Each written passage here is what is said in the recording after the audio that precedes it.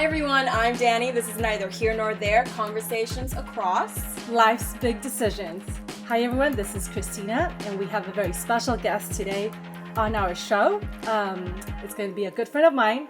His name is Bryan, so we'll invite him in. Hey guys. Hey Bryan. Everyone. Hi Bryan. Hi. Thank you so much for being here. Yes. Yeah. And it's been my like honor. about a month since we last each other. Yes. It's great to see you again as well. By the way, I forgot to tell you, it's great to see you.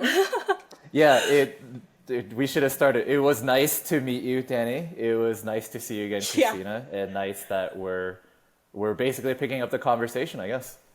Yes, a little context for our viewers. So Bryan came to Taiwan for the first time, right? No. He's been here before. He's been here before. Yeah. Bryan came here about a month ago, and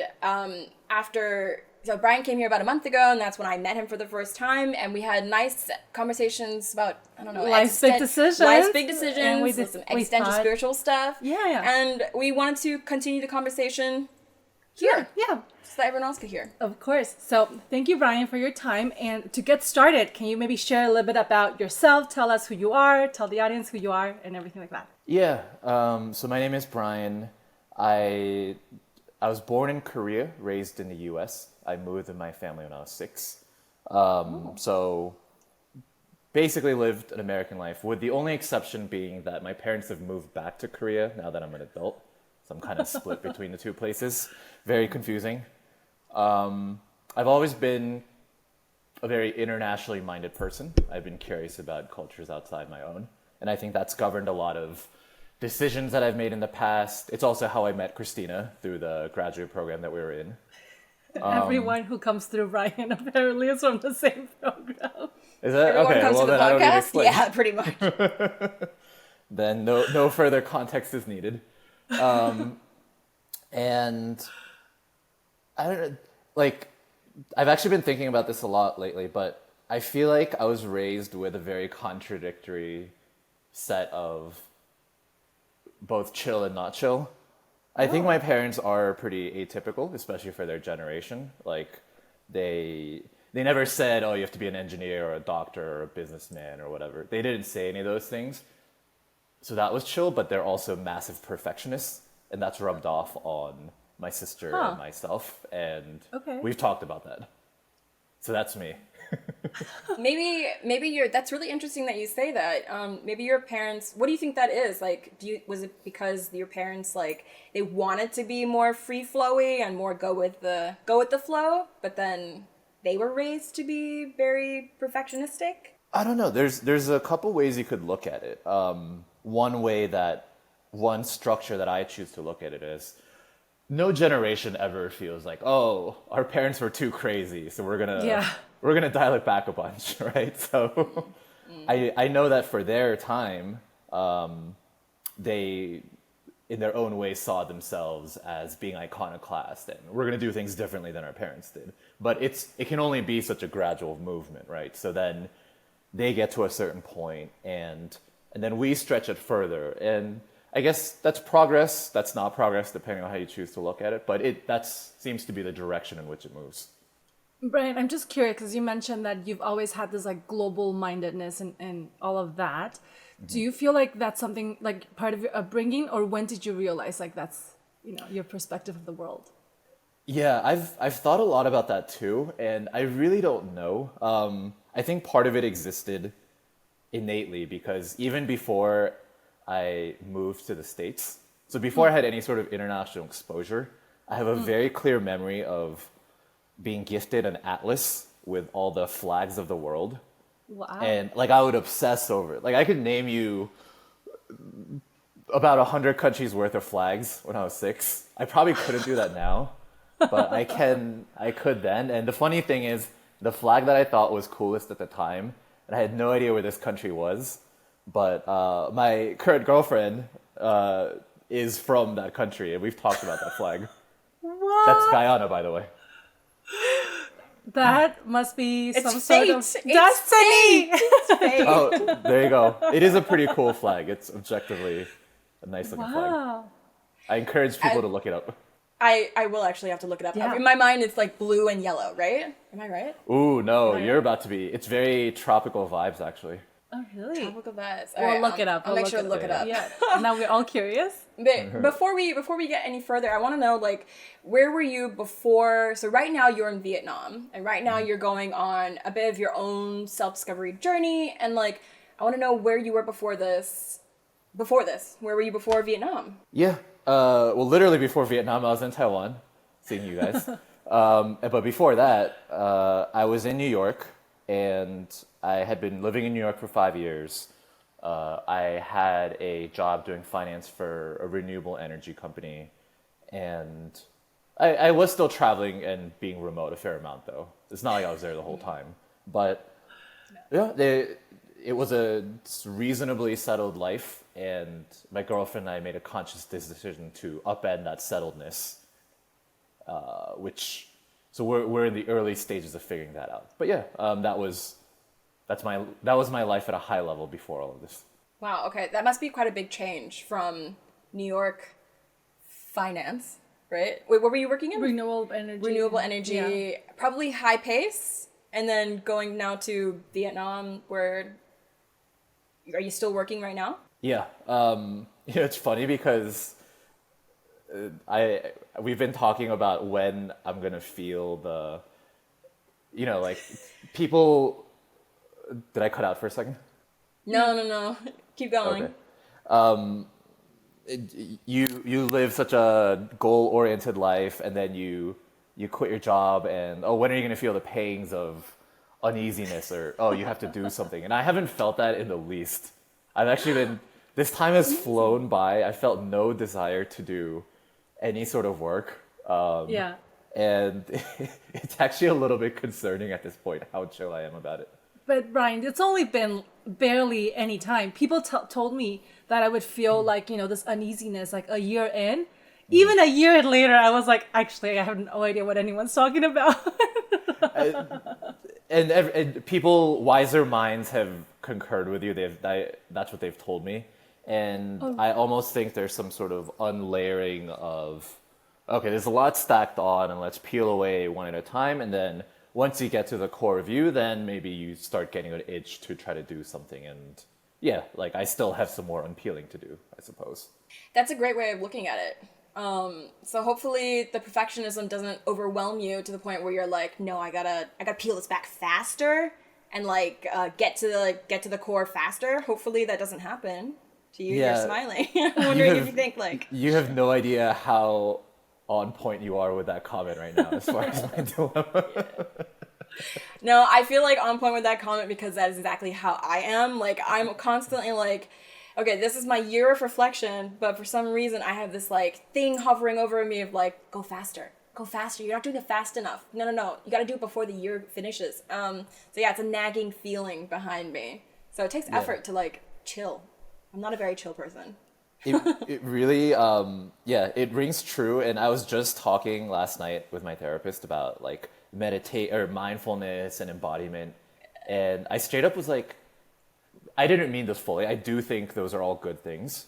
But just to stress test it a little bit, I was like, yeah, but if I want to be mindful and I want to be embodied to ultimately become a more successful version of myself, like why can we like when's it going to happen? Because I don't feel anything. And she's like, have you tried mindfulness for the sake of being mindful? I was like, I don't know what you're talking about right now. No, I get exactly what you mean. Yeah, I was like, what do you mean mindfulness for the sake of being mindful? What is that? But she has a point. And so do you. No, she does have a point. There is definitely a point because I'm guessing you grew up, everything was just always goal oriented. You have to do things because X, Y, and Z. And now you're kind of in a state where like it's a little bit more open and you don't really, and you're establishing what your goals are now, right? Are you? Yeah. So I have a rough plan of how this is going to play out. And I mean, let's call it, I'm in phase 1. I don't know what phase 2, 3, and 4 look like. All I know is that I'm in phase 1. And phase 1 is all about purposely not thinking about those things. Or purposely not thinking about, what do I want out of this? Or what's my game plan going to be? And just trying to kind of scale it back. Do the unpeeling, as we were saying. And a lot of that involves straight up just sitting around and trying to do actual nothing. That's been really hard because really hard. the mind goes into overdrive. But I've told myself that this first month in Vietnam, we're close to nature. We should appreciate it. Just be with nature, appreciate it, and like don't think about anything. And when I get to the next place, that's phase 2. When are you going to the next place? So we're gonna go to Korea at the beginning of May. Oh, okay. That'll be really nice. Going back to your roots. Yeah. So- Korea's, and I think any place that you're from is a mixed bag for everyone because it's just the sum of all your experiences. But that is who I am, and I'm excited to show my partner all of those: the good, the bad, the funny, the silly, all that. What made you decide to? Can I just ask these questions? Take this break. Yeah. What made you decide to take this break from New York? I'm guessing. Did you have like a, I guess, set up life over there? Like, what made you make this decision? Like why now? Yeah. I guess for context, I wouldn't. Clearly, there was some sort of general dissatisfaction with how my setup was, right? Or else I wouldn't have done this. So I think there was a questioning of, do I want this to continue being my life's career? I do feel it's solidifying more, and having those kind of questions in the background. But a couple of specific catalysts set this plan in motion. One being, I did pay off all my student debt finally after 5 years. So I did feel like, okay, well, maybe I can take some, like, I can actually get my costs down pretty low, and I feel a little bit more financially secure, at least in terms of not owing people thousands of dollars every month. And the second thing was, I'm 36 years old. I've been in a relationship for 2 years now, and those are all good things. But I do feel that this is my personal view. I don't project this onto anyone necessarily, but for me specifically, I feel that my time to take risks and not be responsible for the lives of other people is dwindling. So I wanted to just ask all the questions now while I still had the chance. That's great. I think that's mindfulness, isn't it? Taking, like, being, thinking about the awareness of things. Yeah, the awareness of things. And I think I love that you were saying, like, because I think in people in their 20s, especially when they just become an adult, like, they leave their parents, they're in their 20s, everyone's like, taking more risks. But once you reach your 30s, you have a little bit more experience and you understand there's more consequences behind your risk taking, and you're more conscientious about it, and you're starting to, like, establish relationships, like deeper relationships, I think. So I think that's a really good point to make about, it's just a different phase of life. That's exactly how I feel about my 30s as compared to my 20s, is that I feel like everyone is kind of the same in our 20s. Like, everyone's trying to make money, everyone's just partying all the time, and it's just sort of a uniform experience. But in my 30s is when I've seen the divergence of people's lives. And that divergence is a reflection of the priorities that they made. Like, some people prioritized financial security and now they're, like, set for life. Or some people prioritized having a family and now they have, like, 3 kids. And some people prioritize, like, experiences or having fun. And probably I'm in the third camp more than anything. And you're left with certain great things which have no inherent monetary value, but which are obviously valuable. And maybe less of those other things. You're right. And then this is when you're starting to take this opportunity to then reconvene your thoughts and trying to decide what comes next, right? So I know you mentioned that you are going through this process and you're, have your phase 1. Sounds like there's a few phases. But I'm curious to know, do you feel like in the past you've also been in similar, maybe not as big of a crossroad, but having to make big decisions this way anyway? Yeah, I came close once, and that point was, so after my first job out of undergrad, I was 25. So I worked as a banker for 2 years, and after that, I reached a decision point where I said, because I told you that I'd always had this international mindset, and I really wanted to live and work abroad. So I just made my mind up with 6 months left of my contract. I said, I'm going to go abroad, whether or not I have a job after 6 months. And if I don't have a job, I'll just figure it out once I get there. That never came to pass because I did find a job abroad before those 6 months were up. But that was a point where I was ready to kind of throw myself in the fire and see what happens.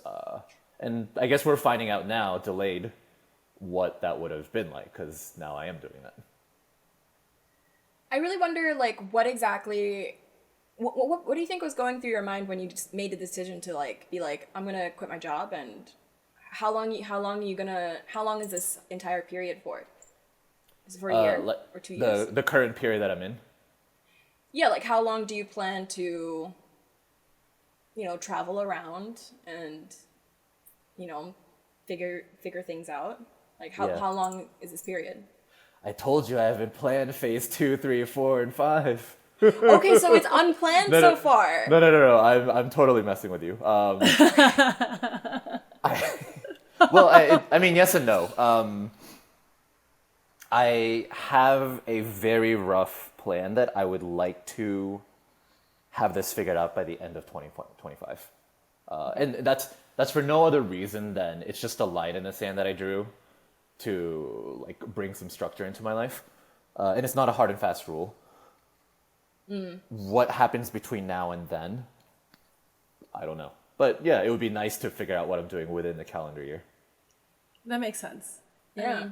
And given, like, you're setting this, like, you're drawing this arbitrary line, I know you're, of course, going with the flow a little bit, but are there any experiences from your past that you're maybe bringing into this phase or things, to apply to do it similarly in terms of making a decision?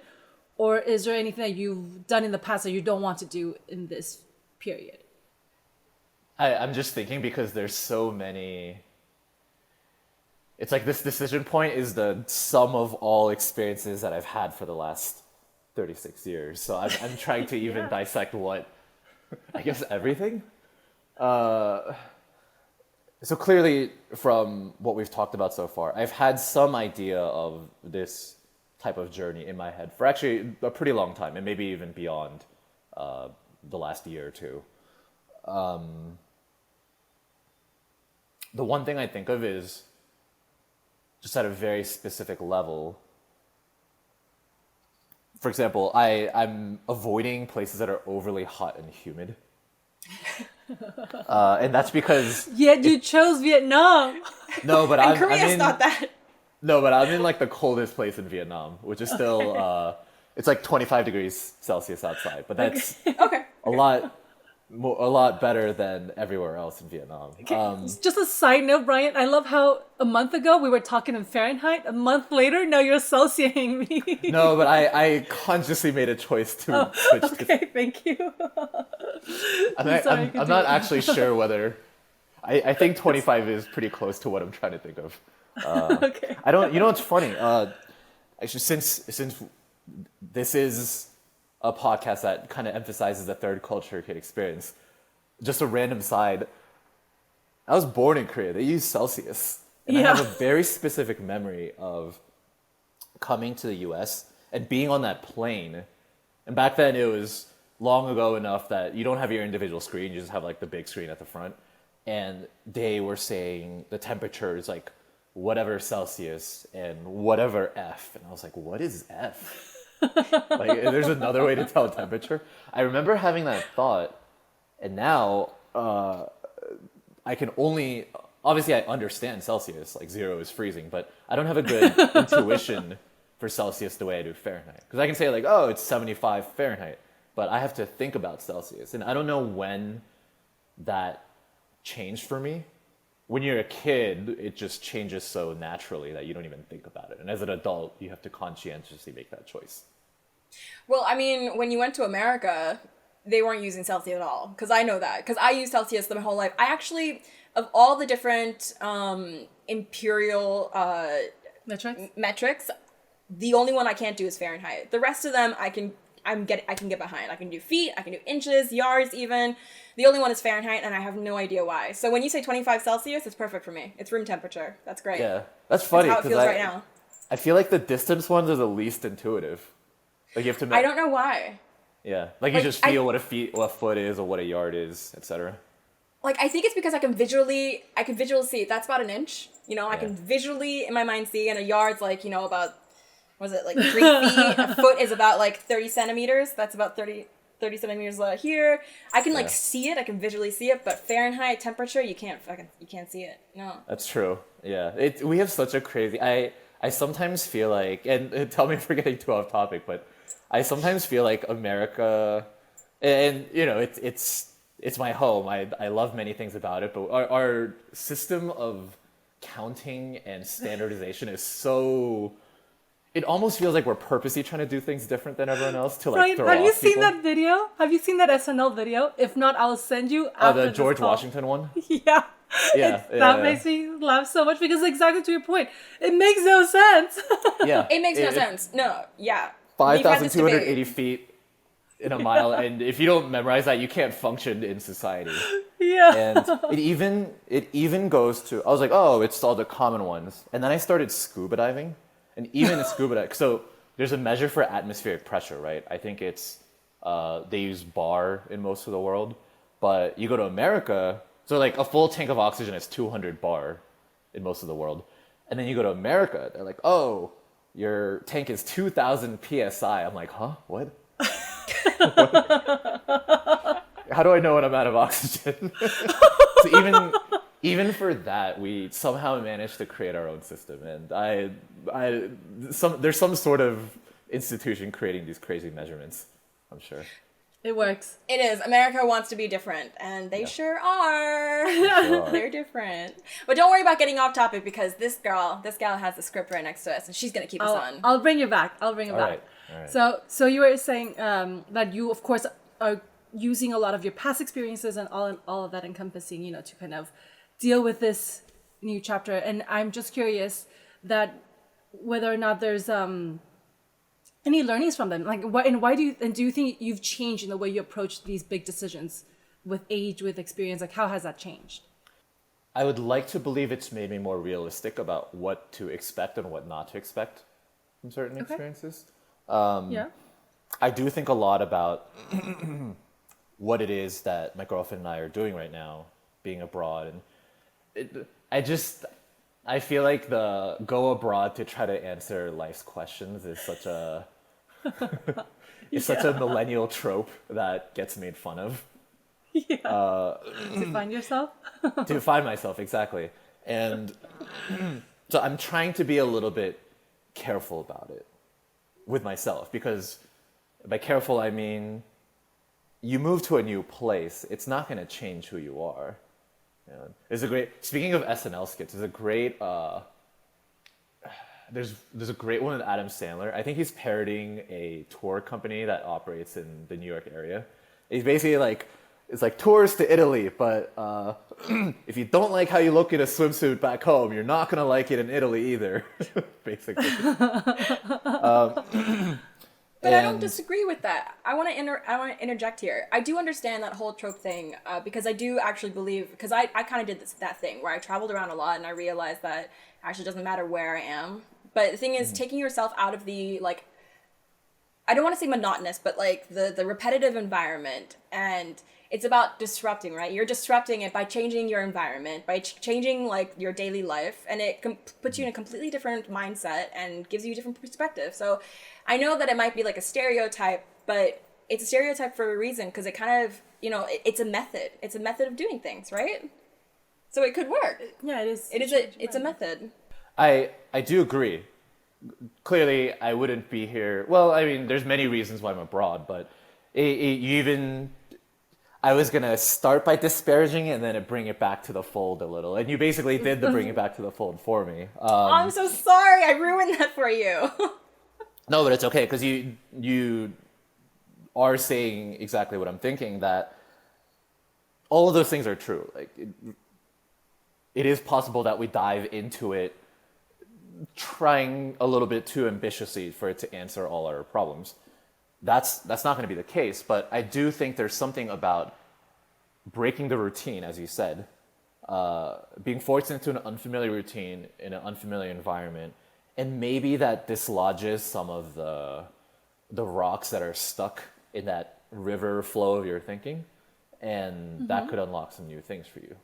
I heard on a podcast once someone describing, it's not that you hate your career, it's that you're not in the right environment. Just think about someone who's on skis on AstroTurf. Like, you could be gliding down the mountain on the right mountain with snow, but you're on AstroTurf, and this is not working for you. So maybe there is something to be said about changing the environment, and having that unlock new things for you. It's just, we can't just change the environment and then expect that to solve everything. I think that's what we're saying here, is that you have to put in work to do it. Yeah, you do. Fact of life, #adulting. With this said, why do you think, it's so hard for us to be at these like junctures in life? Why do we weigh so heavily on them? I don't know, because we only get to do this once. So. People also argue that you can always pivot, right? Like, I feel like, because you're right, like for me personally, like we weigh these decisions so heavily, like, it's like the big life decision, but then there's the other kind of philosophy where you can just always just change it if you don't like something, right? You can always pivot. I do try to remind myself of that. It's not a life plan I'm trying to think of. It's like a 2 or 3 or 5 year plan that I'm trying to think of. I do forget that, so I think my natural state is to overthink. I do think, because again, if we're talking about international experiences and being a third culture kid, I have noticed that it does seem to correlate with being someone who's lived in different places.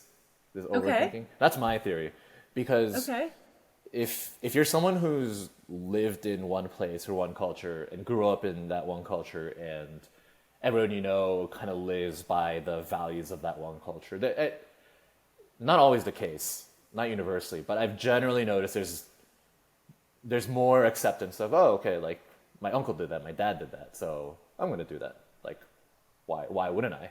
Whereas if you have split your time, and especially that foundational time of when you're a kid, in multiple places, and you believe that, there's more than one way to do this, then it throws off, it starts introducing all these questions in your head. Like, well, how many other ways are there of doing this? And how do I even know that, like, I was born in Korea, but how do I even know that living in Korea and living like a Korean person is the best thing for my life? Like, there's more options. Yeah. There's more options, and I think it's well documented in research that doesn't make you happier. Yeah. Yeah.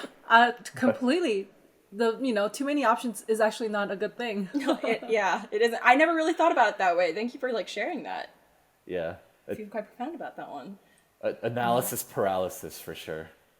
Yeah. I was wondering, because I was thinking about this recently, about what makes life's hard decisions so difficult to like decide, and I think that a lot of it's just, there's the first part about it being like a big change.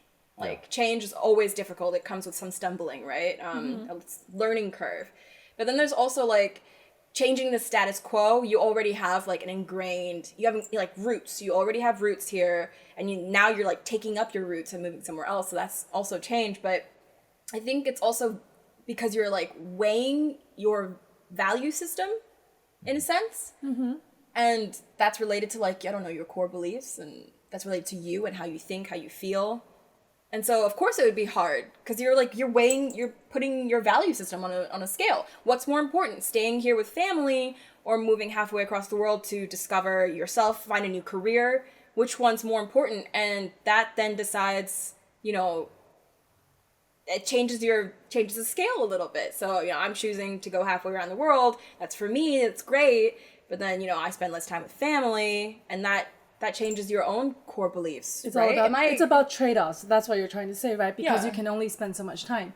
Yeah. But I think personally, I've actually feel like I've become better at making decisions when I was like younger, even in college. Choosing which internship to go would bring me to tears. Like, 2 internships, and you're like, at the end of the day, these internships last 3 months. They are really not going to make a dent in your entire life. But Bryan, I would cry. I'd be like, I don't know where to go. And now, like, it's whatever. Like, sure, do you want to move to this country? I'll try it out. If I don't like it, I'll just leave. Is it the path not taken? Because, okay. No, it's about making the right decision. Because I think, as Bryan alluded to, like, everyone's doing this, like, career path when you're, like, in your 20s. You want to optimize for it. There's no room for mistake. I think growing up, I had the mentality, perfectionism, right? You have to choose the best option. And when you don't know which one is best, I freak out at least. But now I know there's no such thing as one path. Maybe it's FOMO. No, it's making sure that I don't choose wrongly. It's like a decision thing. But it's not FOMO. It's thinking like, this is the path that I'm taking, but what if that path could have led me down another, like, what if it's better? All the adventures that I would have had, I'm not having them. But then you realize it doesn't matter. No, yeah, you realize once you're in it, it doesn't really matter. But you realize it doesn't matter, but still matters. It weighs heavily now on it you. doesn't as much. Well, now it doesn't, yeah. But Bryan, what's your take? Well, I just want to know how you overcame this perfectionism, because I think the rest of us would love to know.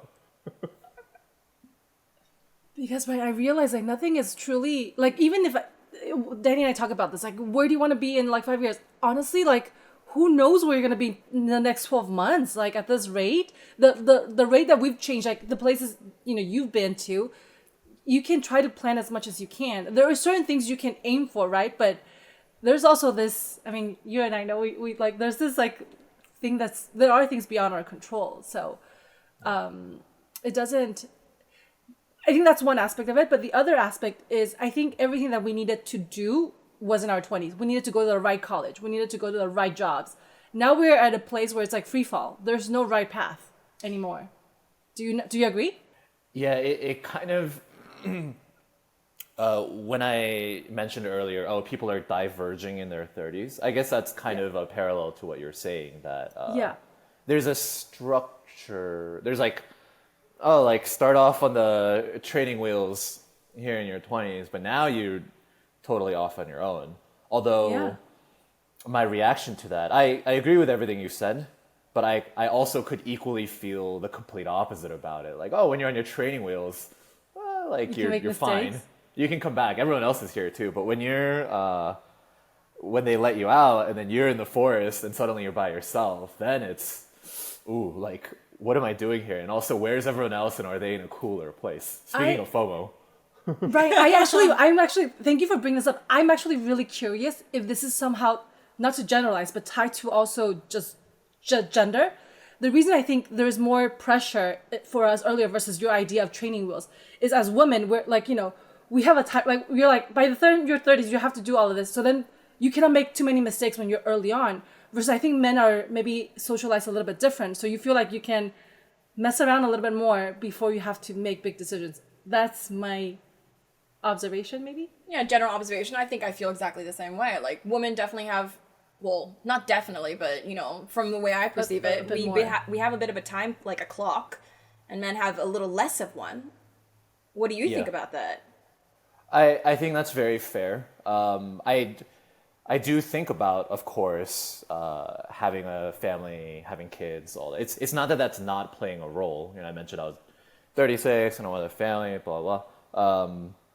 But yeah, it's not a constraining variable in the way that it is for women. I feel like you all, tell me if this rings true at all, but I feel like you all live life with it's like we all have this baseline, and then you all have like 10 extra variables that you have added on to your life, and you have to think about those at all times. So no, as women, I don't have to think about that. Yeah. Does that feel true? I think so. I think a little bit, truly, because actually, just like an example, when I was in my 20s, Bryan, I heard from even supervisors, managers that told me by the time I'm 30, I'm not hireable. No one's going to hire women in the 30s because they will think about, if you're going to take maternity leave, blah, blah, all these things. And sure, it's not an actual rule, but if that's already kind of the messaging that I'm getting, then I'm going to have to think about, I need to make all my promotions before 30. I need to hit, you feel that intensity a bit more. Wow. Yeah.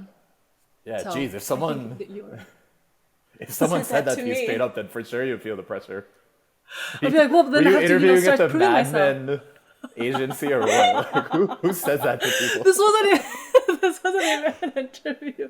But I would calculate. I would be like, okay, I got to do these things before I'm 30 because otherwise, how do I prove myself? Like, so to my point is then because if I'm told this, then I cannot mess around until I'm 30 because by the time I'm 30, either I'm worth it or I'm not, So Yeah, does that plays into the stereotype or like the reason why we think that way is because women are kind of like, from your example specifically, kind of like pushed into thinking like we have to get this done faster.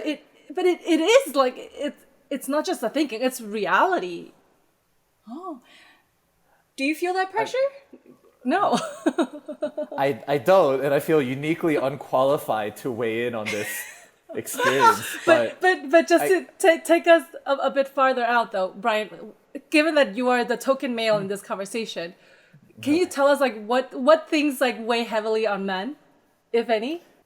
Yeah, I don't claim to speak universally for all men, but we want you to. okay, I'm speaking universally for all men. I'm the ambassador for men, and honestly, like, there's not, because I think for you all, from what I'm hearing, it's like there's this sort of looming. It's not that you're thinking about it daily, but there's this sort of like looming presence of like a time limit, and it just doesn't exist. Okay. There isn't. I try to think of some sort of milestone. Again, like, I would like to have a family before I'm 40, but that's another line in the sand that I drew just because it sounds nice to me, rather than, like, medically it's just more difficult to have a kid. I do think, like, sperm deteriorates. I think that's a thing, but not in the same way, in the same timeline as for women and their eggs. So, no, I don't think we have one. And Wow. I guess from my vantage point, obviously it's easy for me to say this. It's another thing to enact it. But there are realities which are true. I mean, there are objective realities. But there's also, like, I don't know. There's always it's what you make of it, I guess. I think, because you two were going back and forth a little earlier about, like, oh, well, is it something we put on ourselves? Is it a reality? I think it's a little bit of both, because you can choose. You can't choose your reality, but you can choose how much you choose to prioritize. For sure. The idea that, oh, you have some sort of biological time clock. And frankly, like, science is getting better, so there is that. This conversation has made me think about whether or not that's easier or not. Who has, like, if there was a competition to say who has it easier, I actually think it might be harder for men if they don't have that pressure, that clock to push them forward like we do, like women do.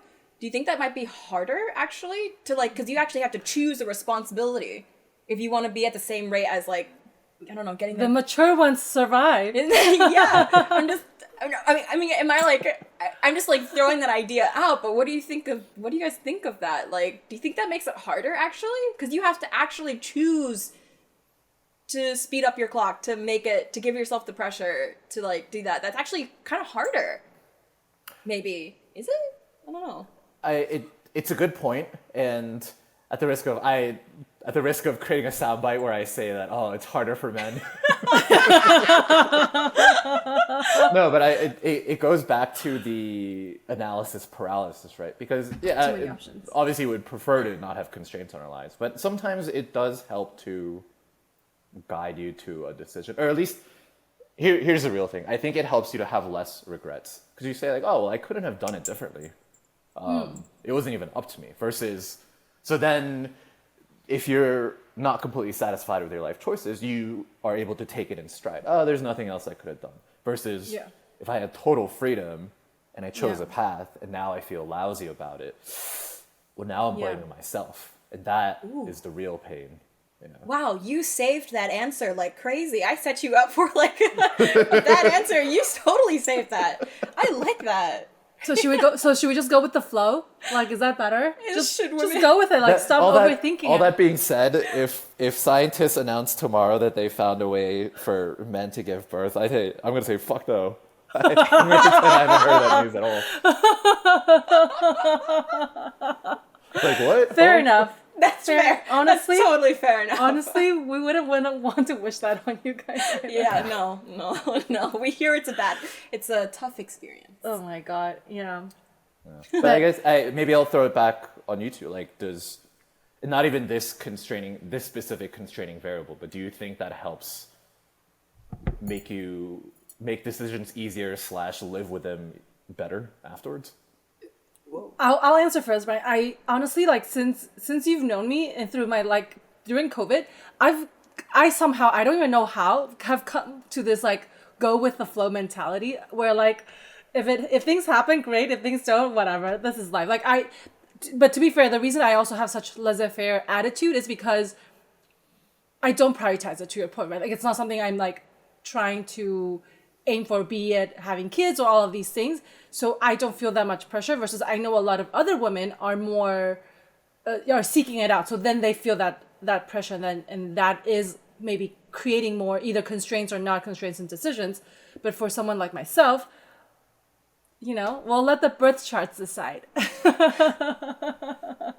I'm one of those women that she's talking about. I'm not saying that I'm like definitely know that I'm gonna have kids, but I'm at that point where I'm like, I'm a little bit worried. What should I do? Like, because I don't want that regret. It's about regret. You're right. I don't want to get to, like, I don't know, my mid-40s and be like, well, shit, I should have frozen my eggs, or I wish I had a kid. That one opportunity that I could have had a kid to have a kid. So I'm a little bit different trajectory, I suppose. I do feel that pressure. I definitely do, and I've definitely complained to her about it. It's because Danny's older. By like months. By months. Hey, you get to claim seniority over her. That's important. I do! Oh my god, good point. Good point. And then I just out of curiosity, Brian, sorry, like looping it all the way back here, because you're saying, like, you're going through this, like, of course, like a self-discovery phase, but you're going to go back home to Korea now.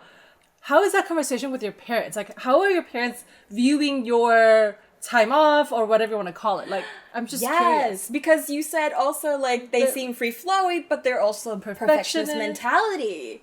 Yeah. It's a really good question. I have mentioned to them, of course, they are aware of this. Yeah. But do you kind of feel like, this is a joke I've heard a lot, like, nobody's parents actually know what they did in the first place for their career? Yeah. I think this idea of, like, having everything figured out, I think no one ever did, truly, and then, like, you're just going with it anyway. I think, that, but also I just mean, like, even, and it's not that my parents are lacking the information to understand. My dad studied economics in graduate school, but, like, for some reason everyone's parents seem to just, like, not really understand what they do. That's just the thing. So I guess. Oh, you mean like what you do or we do?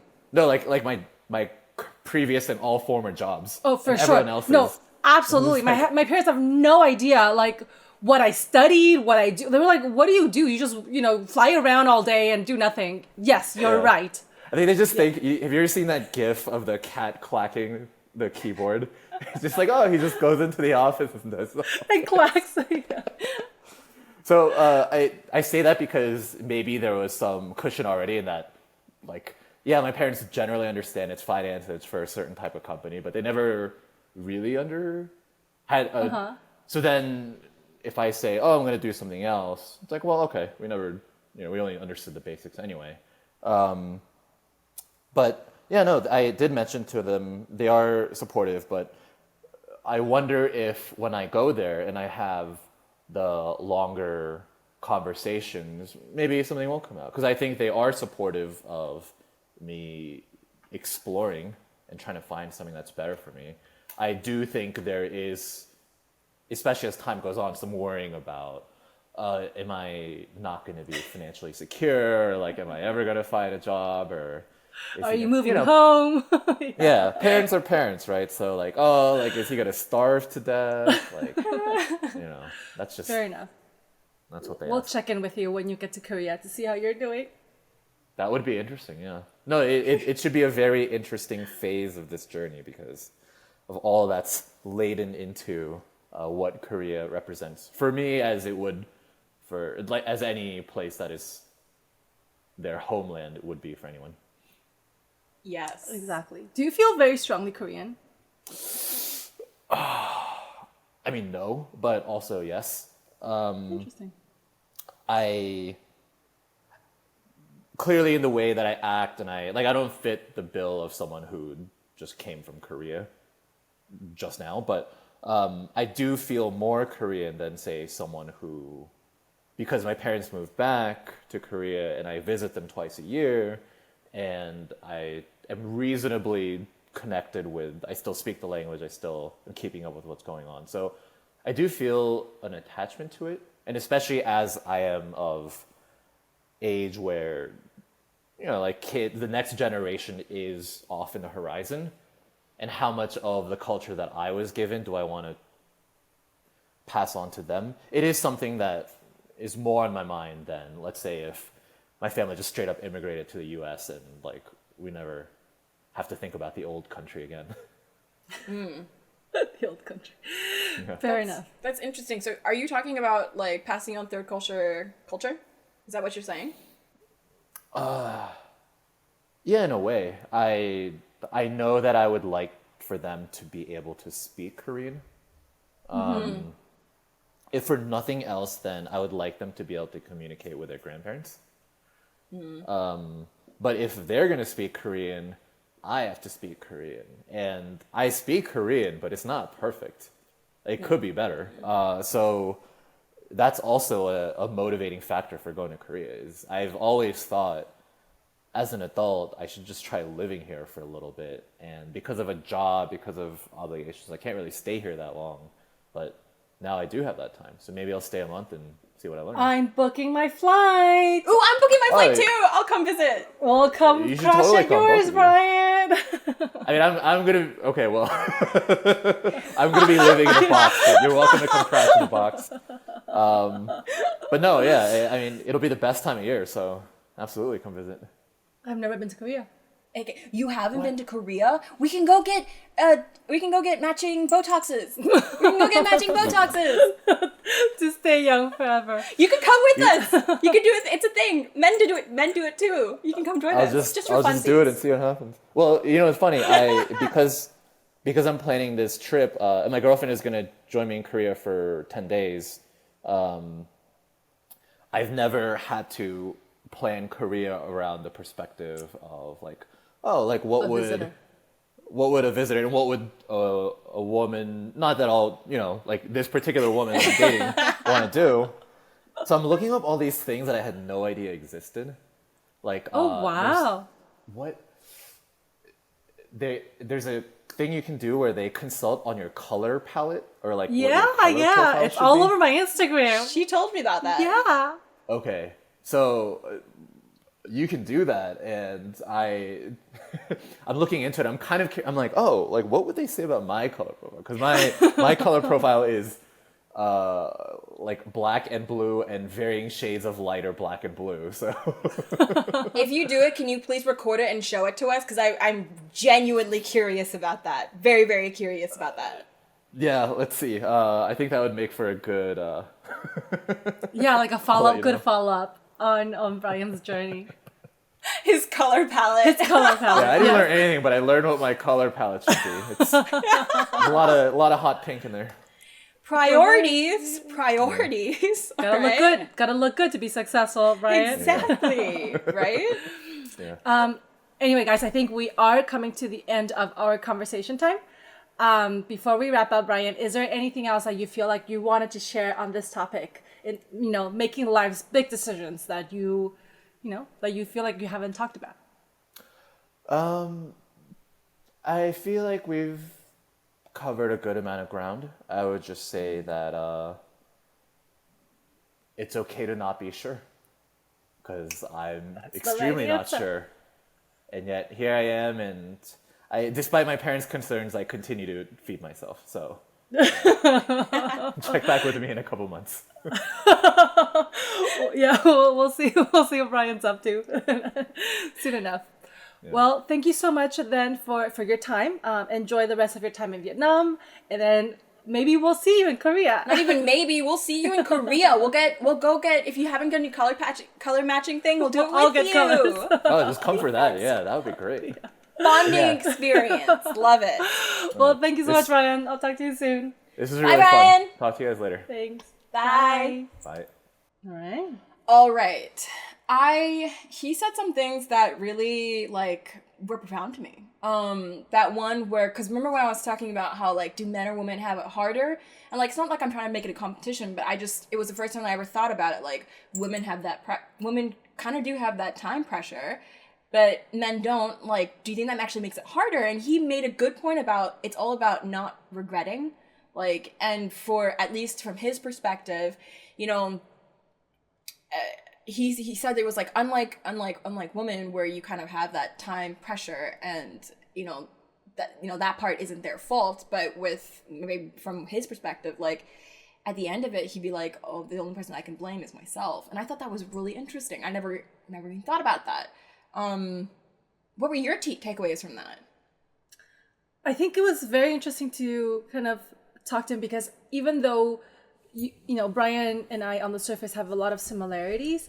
I think through the last couple of years talking to him, I feel like there's a lot of conversations where I realize that he does have a lot more pressure in like, you know, making sure that he's making the right decisions and overthinking versus I kind of detached and was like, just go with the flow. There's, you know, can't really manipulate everything or control everything all the time. And so then coming back together and having that discussion, we'll see where he gets after this. I did want to actually, because that part where you were like going with the flow and you do make decisions generally faster than I do. And I'm wondering if that's, you know, a couple of different variables in there. One being you're the oldest child and I'm the youngest child. And then there's also like, I think maybe differences in personality. I'm definitely more emotional than you are. You're able to push past like any emotional feelings, put it aside, and then quickly get the decision done so that you can move on. Winking at you guys. I'm such a bad winker, to be bad. I'm just saying like that actually could be a factor. And like also, like, are your parents like perfectionists as well? Like have that perfectionist mentality? I think that actually really does play a huge role in the person's upbringing and how they end up taking on the perfectionist attitude as well. Possibly. These are all possiblies. I do think personality is a thing. Yeah. Personality is a thing, and I often refer to that because I see my sister and I's comparison, being raised in the same household. And of course, a lot of people have argued, yes, you can be raised in the same household, but there's different treatments, etc. And of course, those are factors, but can't control for that beyond than just, you know, the interaction you have with your parents. And I do think personality does play a role in it. And I think I just really don't dwell on things because realistically, as we've discussed, it doesn't really benefit anyone other than, you know, create like stress on you. I know, and that's super logical, and I agree with what you're saying, but and like I could give you that logical agreement, but sometimes logic is not something that people live by. Because we're emotional creatures and all that kind of shit, you know, we're not perfect.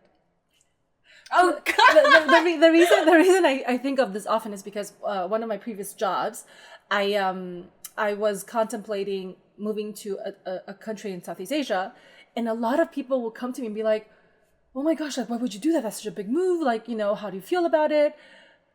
It's not, you know, they were like, oh, you could go to so many other places. Like, why do you want to choose to this one?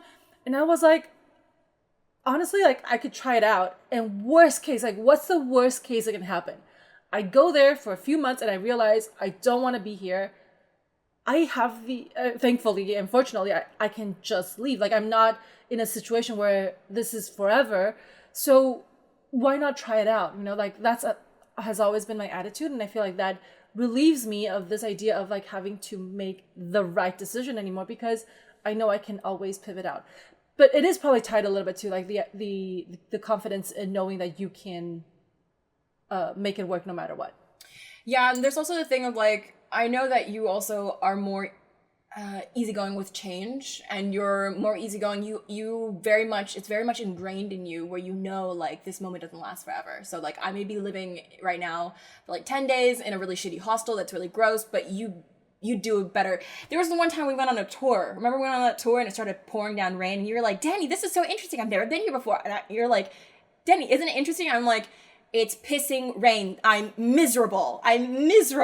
See, do you see what I mean? Like stuck in the mindset of like, this is shit. And you're like, okay, yeah, it's shit. It's raining. But like, okay, look at your surroundings. So my point is, it's like, I feel like you're more able to pivot those changes. And like, when I was saying earlier in the episode about how like, why are hard decisions so difficult? Why do they weigh so heavily on us? Is because when you're changing, like, when you're weighing those values, and values are tied to like core beliefs, right? And core beliefs is who you are. And like, it's difficult to change, to suddenly just uproot and change. But I disagree, right? To be honest, because you are giving it so much weight. Like, what change are we talking about? Don't get me wrong. There are maybe changes that could tie heavily into this, right? Imagine if you are pro-gun and then you're anti. Like, if we're talking about these big decisions, sure, maybe that weighs heavily. But if we're talking about a move to a different country, yes, you can be like, oh, I am now prioritizing my own personal happiness versus staying with my family. But this is also, it's a temporary thing. It's not forever, right? You can right now prioritize this. In a year, you prioritize something else. Like people can change that often, and I don't think that's a big one. And that leads into, I think, the perfectionist idea. Like, how deep in the perfectionist hole are you? Where you make, like, way small decisions just as heavy as hard decisions. Yeah, but I don't understand what's the benefit of it. I mean, I'm not like we people do it on purpose. I don't want to do that. I want to make, like, those small decisions really quick and easy. And they shouldn't be hard. They should be really quick and easy. You should do them, not look back. Yeah, of course I agree with you with that. Yeah. There was something I wanted to say and I forgot. There was a couple of things. I always enjoyed talking to Bryan. Like, you've talked to him twice. I had talked to him twice, but it was enjoyable both times. Both times. He taught me lots of things. He taught me, what was it? Last time I thought it was really interesting. I gave the Ikigai Venn diagram a try, right? Because I wanted to, I'm also in a career shift move where I'm trying to like figure out my goals for work and all that kind of stuff. I thought that was really helpful. So there's different methods, to try.